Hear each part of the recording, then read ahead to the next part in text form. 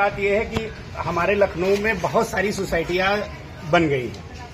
हम लोगों की सोसाइटी मेरे ख्याल से 20 वर्ष पुरानी है, लेकिन हम लोग एकदम अछूतों के तरीके से रह रहे हैं। जेपी नगर की सोसाइटी बाद में बनी, उसको लोग जानते हैं। बुद्ध विहार कॉलोनी बाद में बनी, लोग जानते हैं। हमारी कॉलोनी बहुत दिन पहले बनी, उसके बावजूद भी जब कभी कोई हमारे मोहल्ले में आता है तो बड़ा दिक्कत होती है कि कैसे आना है, कैसे पहुंचना है। हम लोगों ने एक शॉर्ट नोटिस पे, इसीलिए आप लोगों को जितने मकान मालिक थे सबको मैंने बुलाया, इसलिए बुलाया कि कम से कम भाई हमारी अपनी वेदनाएं क्या है, हमारी अपनी समस्याएं क्या है। इसलिए हम लोग जब तक एक दूसरे से परिचय नहीं होगा, जैसे कोई भी आदमी आता है, भाई साहब बैठिए, कोई भी व्यक्ति आता है तो पता चला ऐसे ही जानता है कि मनोज भाई के पड़ोस में वैसे नहीं रहते हैं, भाई साहब का बोर्ड लगा है, यहाँ है, ये कैटिल कॉलोनी है या राजगुरु है, वहां पे आ जाना है। तो हम लोगों ने विचार किया कि भाई एक जैसे सब जगह सोसाइटीज बनी हुई हैं, ऐसे अपने मोहल्ले की भी एक सोसाइटी कम से कम बना ली जाए। और वो कैसे बनाई जाए कि जब तक भाई सारे लोग एकत्रित हैं, मैक्सिमम अपने मोहल्ले के जितने मकान मालिक हैं वो यहाँ पे एकत्रित हैं।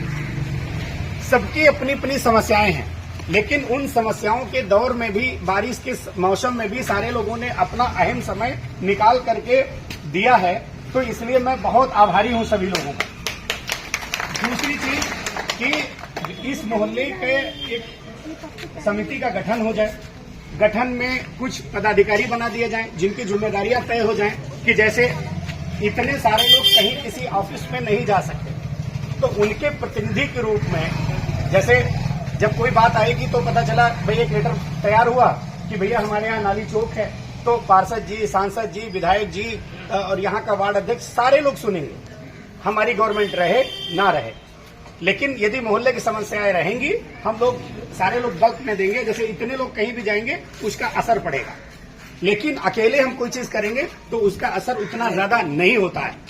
तो केवल मीटिंग बुलाने का या बैठक रखने का केवल कारण यही था कि भाई हम कम से कम जहां पे रह रहे हैं वहां की क्या परेशानियां हैं, हमें मुझे लगता है कि शायद ये लाइट खराब है, इसको ठीक करना चाहिए। लेकिन अकेले मैं कहता हूं तो उनको लगता है कि जैसे लग रहा पूरा ठेका बंसल जी ने ले रखा है, पूरा ठेका रमेश जी ने ले रखा है, पूरा ठेका शर्मा जी ने ले रखा, पूरा ठेका खान साहब या सिंह साहब ने ले रखा, तो थोड़ा अजीब जैसा लगता है। लेकिन जब हमारी समिति गठन हो जाएगी, समिति गठन होने के बाद रजिस्टर्ड कराने का दायित्व तो मेरा है। कुछ पैसे लगेंगे, यदि हम लोगों से कंट्रीब्यूट करेंगे तो अच्छी बात है, नहीं करेंगे तो उसके लिए हम लोग दूसरों से आग्रह करके उसको कंप्लीट करा लेंगे, रजिस्टर्ड करा लेंगे। तो कोई भी लेटर जाएगा, कोई भी प्रत्यावेदन जाएगा तो उस पर लोग ज्यादा ध्यान देंगे कि इतने लोगों का साथ है। यहाँ 150 आवास हैं, 150 आवास में मतलब कम से कम 5000 आबादी हमसे बाधित हो जाएगी। तो पार्षद भी दौड़ा दौड़ा आएगा, विधायक भी दौड़ा दौड़ा आएगा।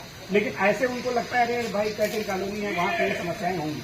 जैसे अभी मैं कैटिल कॉलोनी के भी लोगों को बुला करके आया, यहाँ 8 मकान उनके भी हैं, लेकिन वहां से देखिए भाई साहब आए हैं, लेकिन उनके सामने वाले नहीं आए। उनको अपने हर एक आदमी की अपनी अपनी समस्याएं हैं। कुछ लोग अभी ऑफिस जा चुके हैं, कुछ लोग अभी जाने बाकी हैं। उसी बीच में ही बारिश ने दस्तक दे दी है, तो हम लोग जितनी विधिवत जो चीजें कहना चाहते थे वो नहीं कह पा रहे।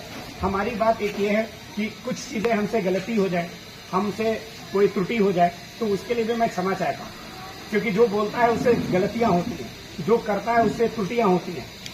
लेकिन उन त्रुटियों को क्षमा करते हुए जो अच्छाई हो उनको आप अपना लीजिए। उस समिति का गठन कैसे होगा, कैसे किया जाए, आप लोग अपने अपने सुझाव दीजिए। क्या करना चाहिए वैसा भाई, क्या क्या चीज करनी चाहिए, कैसे करना चाहिए। मैं चाहता हूं कि सारे लोग अपने अपने सुझाव दें और उसमें जो सबसे बेहतर हो, जो सबसे अच्छा हो, उसको हम सारे लोग सर्वसम्मति से पास कर लें और उसके बाद उस नाम को बढ़ा करके और उस समिति को रजिस्टर्ड करें।